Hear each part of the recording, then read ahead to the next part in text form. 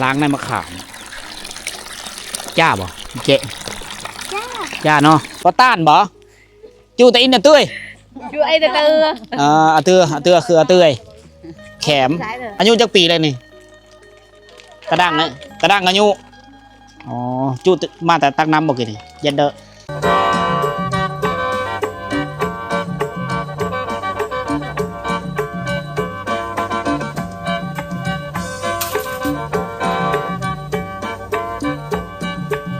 สบายดีพ่อแม่พี่น้องสบายดี FC ทุกท่านคือเก่าคือเดิมมื้อนี้มาพบกับผอ.สีหอมคือเก่านะ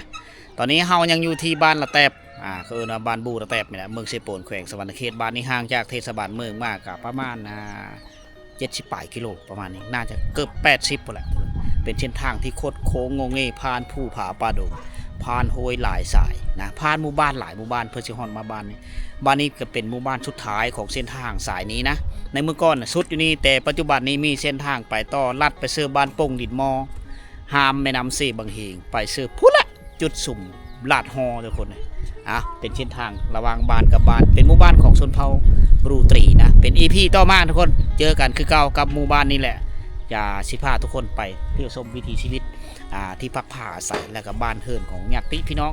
เฮาอยู่บ้านละแตบอีกทีหนึ่งพุทธละพอเฮาสิไปเจอกันเนี่ยพาทุกคนย่างรอบบ้านกันต่อต้าน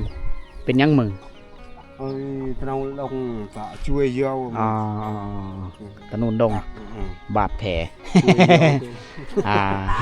เฮาสิจอดรถจักรไว้นี่เฮาสิย่างไปดีรถนี่นะดีรถนี่ไหมเนาะเนี่ยดีรถนี่เนาะโอ้ยังลงไปได้เนาะย่างไปปะรถจักรไว้นี่กระโดดไม่เร็วในมะขามโอ้มุกล้างในมะขามจ้าบ่เจ๊จ้าเนาะโบจ้าโอ้เสียไปมกกินในมะขามเฮ้ยเมื่อยกระจังอ้อแล้วเมื่อยฮะมันกุมแล้วเป๊กเล็กเลยมืดกระน้ำเป๊กกันไหมเนาะถ่ายปะเอาไว้เพื่อนเชื่อไปมกกินนี่ไปโคกินแกจ้าเนาะโอ้เจ้าก็เฮ็ดเป็นเนาะบักลาเนาะ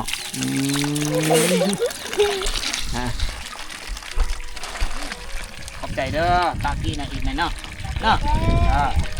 มีแขกมาผู้ใหญ่มาเอาเครื่องของให้กับลูกๆกับหลานนี่ขอบใจเด้อจิสิเด้อมีตากี้เนาะมาตากี้ขอบใจเด้อชื่อเด้อลูกเด้อชื่อแบบเฮ็ดแบบนี้ตลอดเด้อหลานเด้อมันมากลูกมากเฮ็ดลูกขอบใจลูกมึงลูกตะเด้อวาวน้ำพ่อแม่ก็เฮ็ดนั้นเด้อนี่ได้แซ่บเมื่อยหน่อยฝึกทักษะในการว่ายนกเพราะว่าเขาแถวนี้วัฒนธรรมเขาไม่เคยเลยตะเด้อเมื่อยหยุดขอบใจที่กันเด้อแปะหน้าบ้านออกเนาะตอนนี้เรามาที่กลางหมู่บ้านที่มีชุมชนคนเออัดนะพูดนั่นจะเป็นโคเบเขาหมู่เป๊ะประเภทไก่นี่หลายได้ไก่ตะเข็มใหญ่อยู่แถวนี้รถล่างของเขาในสุราก็เป็นยี่ห้อวินเนอร์คือรถเบาใจขี่มาแล้วก็เป็นยี่ห้อฮอนด้านะแล้วก็ยามาฮ่าแถวนี้เขาเจ้านิยมใส่กันหลายนี่เหินเป็นลายหลังนะพี่ได้คอยสะออนนะก็คือหน้าบ้านของเขาเนาะสะอาดคักอะไรสะอาดงามตาซับเปลือกเกียมสิเฮ็ดเหินหอได้นี่เหินแบบบ้านเฮานี่แหละเหินแบบบูฮานบ้านนี่ก็จะตั้งยาวยืดไปได้สิได้ก็ประมาณอยู่30 ปลายหลังคาเหินประมาณนี้แหละนะพระเจ้าก็นิยมเฮ็ดเล้าเข้าเอาเข้าไว้อยู่เล้าคือกันแบบเดียวกับผู้ไทยเฮา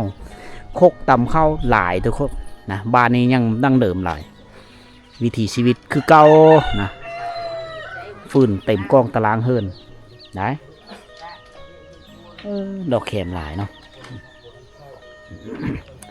ก็เจ้ามันมีไฟฟ้าในตะก้อนแล้วเขาเอาไดซื้อนำพวกละห้วยสรีไปแล้วนะเอาไดนำไว้อยู่พุ่นนี่เฮินแปลนหลังนี้กะมึงรู้ผมบักสูง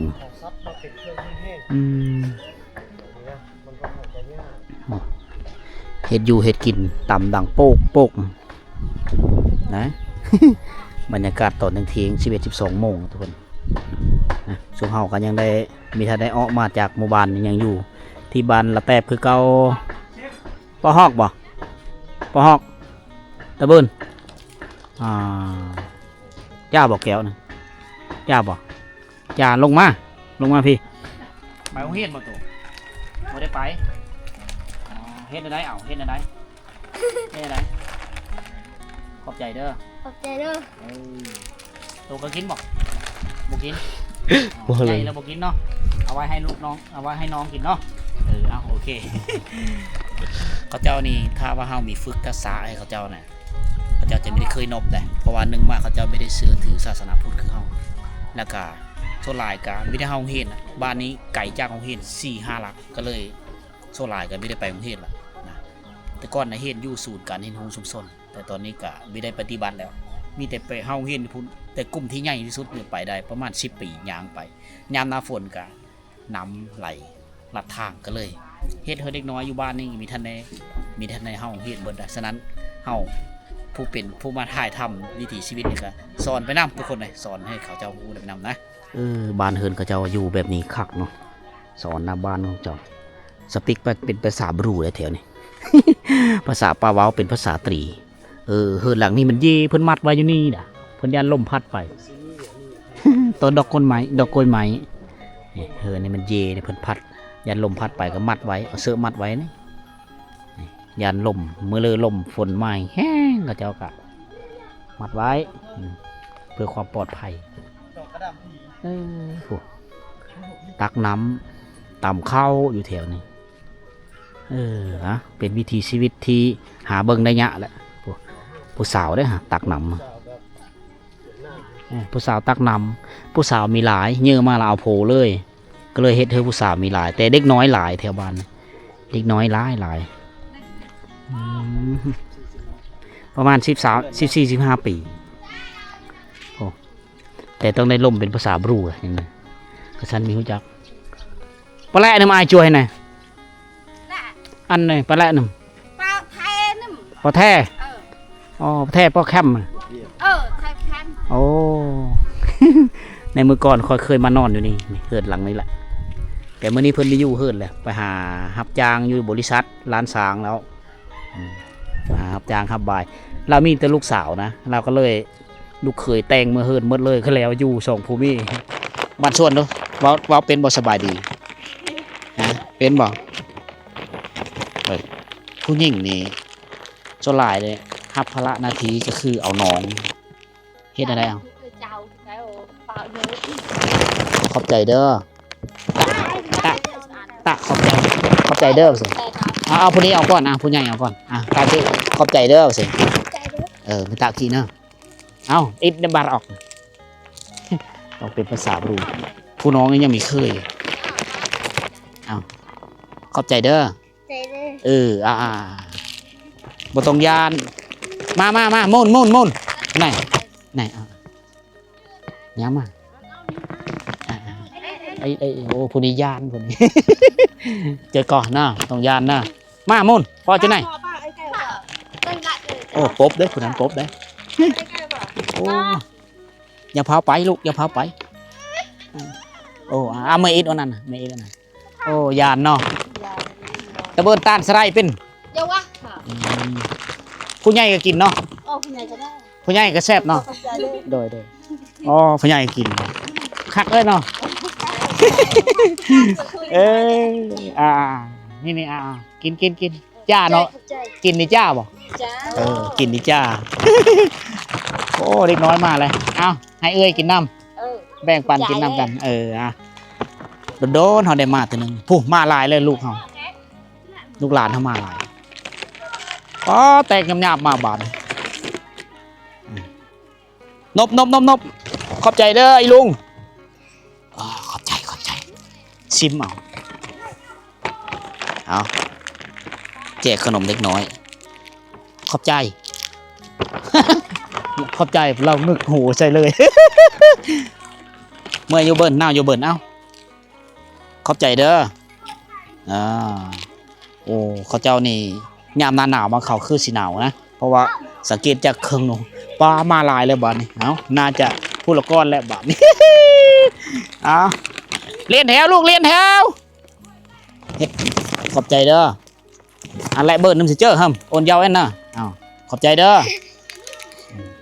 ขอบใจเด้อ ขอบใจ นบพร้อมลูกนบพร้อมนบขอบใจเด้อว้าวลืมคนนี้ตะกินี่ขอบใจเด้อสุภาพมันอ่อนโยนน่าฮักหน้าโยเบิร์นมาหน้าโยเบิร์นไงตะนบตะกิตะกิโอนแซมหนึ่งเบิร์นแซมไหนโอนอันไหนหนึ่งเอาแจกขนมไม่เบิร์นนึกไหมขอบใจเด้อเบิร์นนึกไหมจ่านึกคุณและเงียบนึกไหนให้ละเจอกองบาร์ออกเลยไหมบาร์เลยหมวยจะเอาเลยโอ้ต้านบ่จูแต่อินเตื้อย ช่วยแต่เตือ เตื้อคือเตื้อยแขมขอบใจเจ้าก็มาตาเอาแขมบ่มาตาเอาแขมเหมือนกัน เราช่วยแต่เตือเขาเกิด ตะเบินเอ็ดพักผ่อนเนาะจ้าบ่แก้วนี่เอา ขายเลย มากระม่อนบ่มาพี่ซื้อในไรนี่กระโดดมือเหมาะโดดหน่อยฮะซื้อในไรละฮะซื้อในไรนั่งยังนั่งสบายโอ้สบายเนาะบ่ได้ทุกเนาะสบายเนาะอายุจักปีเลยนี่กระดังอายุ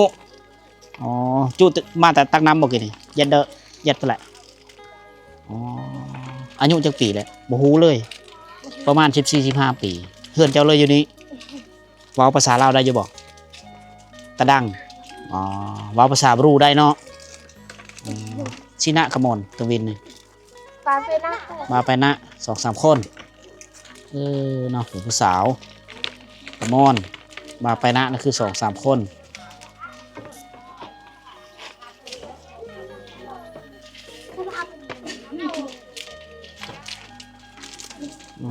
เอาให้น้องกินน้ำเนอะมาเจอกับสาวสบายน้องสบายมีชื่อว่าสบายเนาะอายุก็ประมาณ14-15 ปีตะเปียงเมื่ออยู่ในฮะ น้องสบาย2-3 คนเนาะผู้สาวเนาะบ่ได้เป่าเค็มบ่มื้อนี้ตะเบิ่นบ่อิดอะเตี้ยยัดเด้ออ่อนปีอ่อนปัวเนาะตะชะได้บ่ตะเบิ่นตะชะได้ยัวตะเป็นยังบ่ทันถางหายน้องเพิ่นอายทุกคนเลยมีรบกวนเพิ่นหลายหาปลาใช่เลยนี่คืนนี้ หาแต่คืนนี้ได้เนาะได้แต่ชอบ3-4 โตนะ2-3-4 โตปลากลางมีปลากังเนาะครับเนาะห้วยนี่บ่เดอะชรีนี่บ่ปูปลาหน้าน้ำพอได้กินนะมันไม่เบิ้ลเราเลยครับเราถูกแกมีอันไหนเนื้อสแตงตะเบิ้ลเราอยู่เราฝีลูกพ่อบ้านลูกพ่อบ้านละตาหนักสไตล์ลูกก่อนพ่อบ้านละอีเต้นเนาะพ่อบ้านไอ้เบิ่งนี่อันนี้เขาจะเล่าเลี้ยงนกกระแก่นี่หลายได้นี่ประมาณฮอดบ่100 ตัวเฮ้ย30 ตัว40 ตัวเลี้ยงนกกระแก่เนาะนกกางแก่บ้านเฮิร์นแถวนี้ตีบราคาเฮิร์นนี่ที่กันเลยนี่อันนี้เต็งยูโคกินอยู่นี่เฮิร์นเนี่ยตั้มเฮิร์นหลังตะดอกเขียบไว้นี่อยู่กันแบบนี้จะด้วยบ่ระแวดตัวจ่าระแวโดยกระชายโดยดิบจ่าเนี่ยอันนี้โดยดิบโดยกระชายนะอันนี้จะเป็นข้าวเจ้ากินกันแบบนี้เลยอาหารบลองอลิกแซงอลิกอันนี้ไม่ยั้งอันนี้ กะลออ๋อกะลอในหอยบอกอ๋อกะลอหอยหอยอันนี้จะเป็นหอยหอมนะเขาเจ้าเอาอยู่ห้วยสลี